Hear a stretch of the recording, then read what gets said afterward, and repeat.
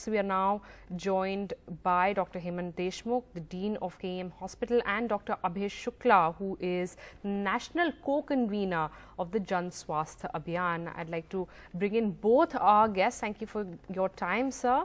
I'd like to ask Dr. Hemant Deshmukh, sir, this is a worrying number for the last few days. You've been on our channel every morning discussing the surge in cases. What is going on? Is there COVID fatigue? Have we just not, are we just not taking it seriously anymore? Good morning. I think the whole problem with the entire nation and probably the entire world is that certain kind of fatigue has set in between the healthcare workers, the frontline workers, as well as obviously the citizens of the entire world, especially India, Maharashtra, and in particular Bombay also. Now, this fatigue that is dwelled into the citizens of Mumbai and Maharashtra is for the sheer reason for mere existence on a very economic basis. It's almost that they have to earn their daily livelihood by working every day.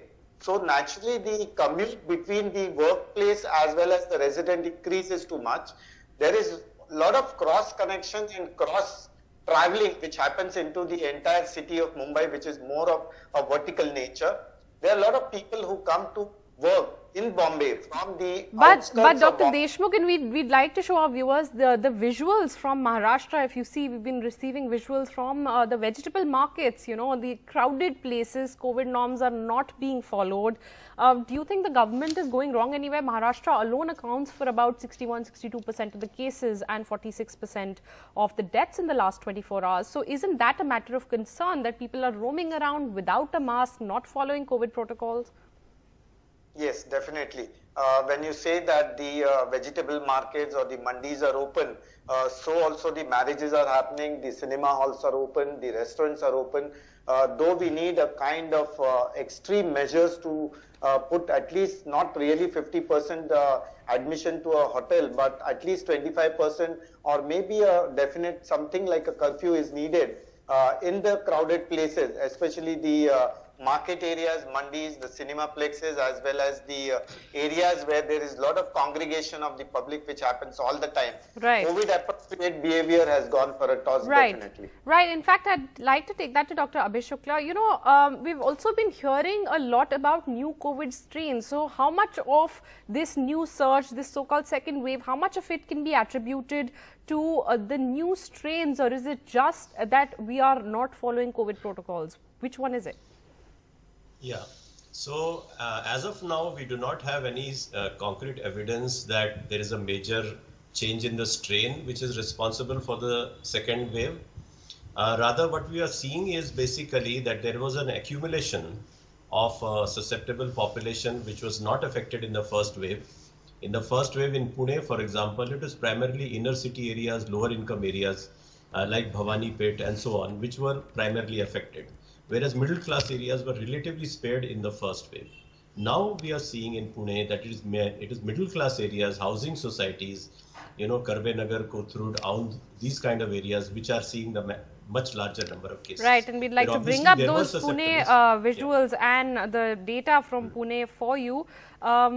What about rallies? I mean, do you think governments are being selective? We've been seeing public meetings, in states that are going to polls very soon, so you see a lot of people gathering together at these rallies. But on the other hand, there are fresh curbs in other parts of the state. It's as doctors, as healthcare workers, does it feel like there is no single sort of an approach to this? Some areas there are different kind of protocols being followed. In some areas there are different kind of protocols. See, I'd just like to say one thing. Right. That along with the vaccine, which is of course important, there's a second vaccine which is required. Right. And that is state community partnership. Right. And state civil society partnership to mobilize people, to sensitize people, and to make people aware of what they need to do. Right. Today, there's a gap between, what the government is saying and what the people are actually, perceiving and doing. And that gap also needs to be overcome. Right. And so, Dr. course, Shukla, that's a very important point that you're mentioning, that this gap is something that needs to be addressed. Are there some suggestions that you could give to authorities on how this could be done? Yeah, I think that there is a need for because there is a certain level of fatigue, which is correct. There is, everybody is fatigued, ranging from the government to the community. Right. And in such a situation, we have to break through this fatigue and bring to the public consciousness the fact that this is a serious situation and people need to go back to or activate a range of protective measures which only people themselves can do. Of course, the government has to do it, but along with that, for example, home isolation. Right. We are seeing a large proportion of cases now within families, within small clusters in the household. And these can be prevented only through more effective home isolation. Right, that's so a very important point. If there is space in the home, that needs to be improved, the practices That's need a very to be important improved, point. In fact, I'd like to ask one question, Dr. Hemant Deshmukh, before, I'm running out of time, but just one last question. There are various leaders, including the health minister, the union health minister. When you hear them making statements like, this is the end game for COVID, or it's now an epidemic, which the Delhi health minister had said, there was this issue with what the terminologies that are being used. Do you think all of that is also contributing and the citizens now feel like, we're in the last leg of COVID? Do you think such statements matter?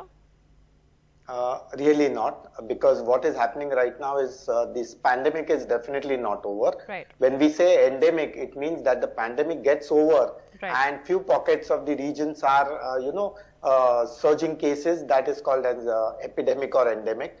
And what we are trying to do here is the basic three principles, that is 3T, that is testing, contact tracing and treatment, are definitely not being taken very seriously by everybody.